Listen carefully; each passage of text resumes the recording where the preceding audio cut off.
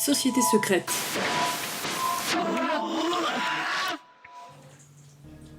Bonjour à tous et bienvenue dans ce nouvel épisode de la série Société secrète. On va commencer nos observations par des monuments et des anecdotes proches de nous dans l'espace et dans le temps, pour ensuite nous éloigner de plus en plus vers de lointaines contrées. Quel rapport peut-il y avoir entre notre nombril et la quête de l'illumination divine ? Nous allons découvrir ensemble que certains sages se sont penchés sur la question centrale du nombril. Les sources historiques et mythiques. Le concept de nombril du monde provient des mythes relatifs au centre de l'univers. Le cordon est ce qui relie le fœtus et la mère. Son analogie avec le concept de source originelle ou source de la vie sur Terre semble aller de soi. Axis mundi et umbilicum mundi. La colonne du ciel, le cœur de la terre. Points cardinaux dans l'Antiquité. Les peuples de chasseurs-cueilleurs ont certainement dû avoir recours à l'observation de la nature et pourquoi pas du ciel étoilé pour suivre la migration des troupeaux dont leur survie dépendait. Si à cette heure nous n'avons sous la main aucune trace intelligible des éventuels outils qu'ils ont pu employer pour s'aider dans cette tâche, on peut néanmoins imaginer qu'ils ont ouvert la voie à toutes les technologies que nous employons aujourd'hui pour nous orienter dans l'espace et dans le temps. Lors de la phase de sédentarisation, on peut imaginer que ces observations se sont affinées, notamment grâce aux repères fixes qui rendent possible l'observation de la cinématique stellaire. Dans ces observations, et du constat qui en découle de l'existence des saisons immuables, ont possiblement découlé des rites, des formes de société et peut-être même des cultes. On peut imaginer que notamment, les omphalos sont les vestiges de pratiques archaïques liées à la vénération des axes permettant de mesurer la cinématique stellaire. Le terme omphalos est issu du grec antique signifiant nombril. Dans un genre assez proche, on trouve la légendaire Liafail irlandaise, dont il est dit qu'elle servirait à identifier le vrai roi de ce peuple. Revenons à l'omphalos. Plutarque rapporte à son sujet que les cygnes partis aux quatre coins du globe retournent chaque année à l'omphalos. Si je mentionne cette anecdote, c'est pour introduire le sujet du bénou égyptien, oiseau assimilé au phénix ou pélican médiéval. Le bénou aurait vécu sur la pierre Benben. Ses régénérations, morts et résurrections successives, servaient aux prêtres qui le vénéraient à mesurer les années qui se succédaient. Ils ne sont pas sans rappeler esthétiquement les lingams hindous, mais cette ressemblance ne garantit en rien que leur usage soit le même pour ces deux cultures. Non parce que si on va par là, lingam égale omphalos égale obélisque égale menhir. Ces images sont peut-être proches dans la mesure où nous sommes capables de les assimiler à l'Axos Mundi tel que nous le comprenons aujourd'hui. Mais il est certain que pour chaque civilisation, cette image prenait place dans un contexte mythologique aux fondements et aux enjeux distincts. Pour conclure cette partie, on peut dire que l'analogie entre les différentes formes de bétilles et les concepts d'un axe universel est plus que tentant. Par analogie, le lien du cordon ombilical semble possible et nous aidera à aborder la suite des événements. Antiquité et rites autour du cordon ombilical. Pour ce qui est des époques préhistoriques, impossible de savoir quels étaient les usages de nos ancêtres à ce sujet. Certains anthropologues et archéologues sont favorables à la thèse selon laquelle nos ancêtres mangeaient le placenta et le cordon, d'autres non. En l'absence d'indices matériels, difficile de trancher la question. Concernant les légendes et les contes plus proches de notre époque, j'ai trouvé quelques occurrences qui associent le diable et le nombril. Dans ce type de récit, le diable ou un démon touche le nombril de l'homme et celui-ci est purifié parce que Dieu arrache la partie de la chair souillée. Cette explication fait office de raison d'être du nombril. Associée à ce conte, une croyance selon laquelle les sorciers n'ont pas de nombril à court. Est-ce que les sorciers sont privés des droits inhérents à l'hérédité propre au commun des mortels ? Est-ce qu'ils ont recours à une forme de chirurgie après l'accouchement ? Ou est-ce qu'il existe vraiment ou non des gens qui sont tout simplement privés de géniteurs ? Mystère. L'omphalomancie n'a pas traversé les âges et n'est de nos jours guère plus pratiquée. Quoiqu'encore dans les campagnes, on puisse trouver quelques grands-parents qui font sécher un bout de cordon ombilical avant de l'enterrer sous un chêne, un laurier ou un rosier selon les qualités dont ils souhaitent voir doter l'enfant. L'association entre le destin de l'enfant et le cordon ombilical est parfois si forte que la prescription est de le sécher et de le conserver afin que l'enfant, entre 3 et 7 ans, le dénoue et doive accomplir une manipulation qui garantira sa bonne fortune. Les omphalopsiques.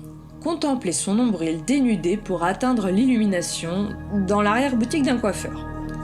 Je vais baser les développements suivants en espérant que le témoignage de Guy Breton et sa supposée participation à une soirée omphalopsique soit véridique.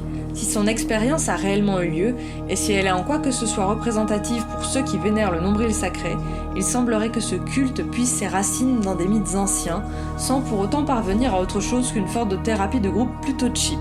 Quand on se renseigne sur le cas des Ézéchiastes, on découvre que cette secte chrétienne d'Orient qui a duré 200 ans s'est installée dans les monastères du mont Athos. Barlam le Calabré, leur ennemi et accusateur public, aurait porté contre eux l'accusation selon laquelle leur pratique hérétique, à savoir fixer leur propre nombril, était du même ressort que l'hérésie des Adelphiens ou Massaliens, aussi appelés Euschites, qui a été condamné par Antioche au IVe siècle. Sans être nécessairement doté d'une imagination débordante, on peut facilement comprendre que ce Calabré essayait prioritairement de mettre à mal cet ordre pour des raisons étrangères au non-respect de la doctrine chrétienne. Concurrence, monopole, refus d'alliance avec cet homme, qu'avaient bien pu commettre de si peu catholiques ces hommes phallopsychiques. Outre la question du bien fondé et de la bonne foi douteuse de leur accusateur, il semblerait que leur pratique ait été mal comprise. Je dois avouer que lorsque je suis partie à la recherche des similitudes entre les adorateurs du nombril et les Euschites, je n'ai pas été déçue. Les deux mouvements semblent centrés sur la prière, ils revendiquent l'expulsion des démons ou des péchés en se mouchant notamment. Rien que cette spécificité devrait vous mettre la puce à l'oreille et devrait vous rappeler certaines pratiques respiratoires yogi, mais ça on y reviendra plus tard.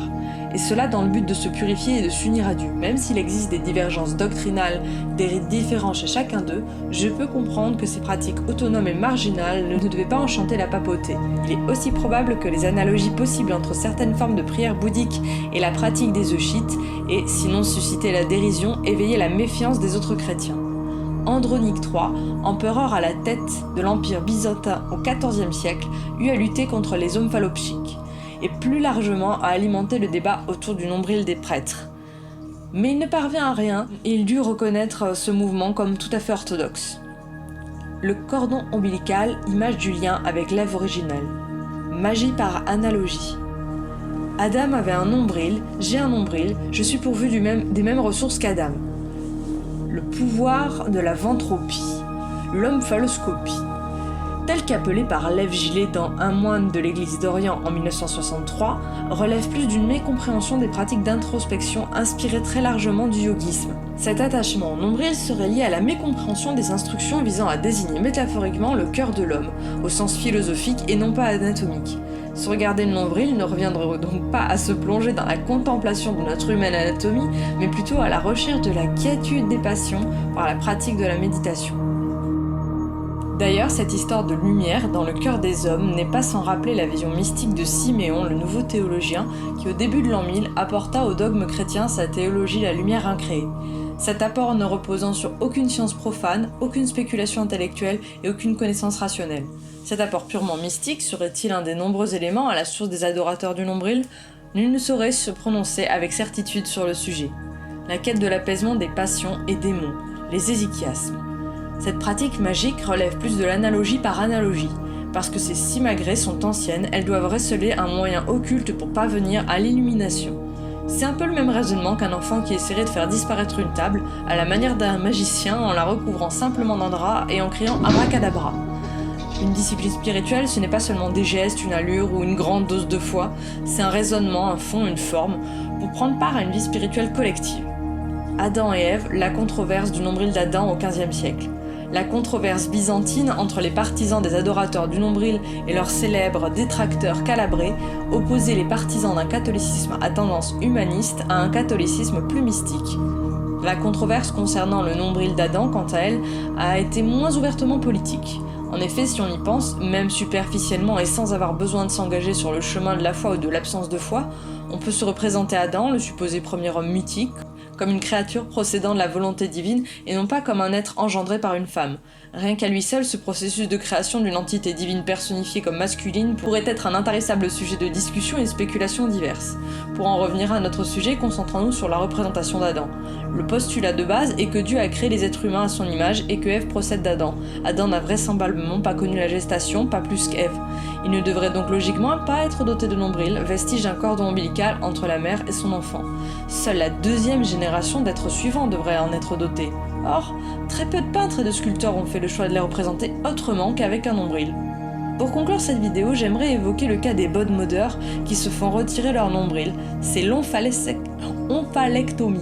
Cette pratique donne à réfléchir sur la portée symbolique que nous conférons à notre nombril, vestige du lien nourricier qui nous a tous un jour reliés à notre mère.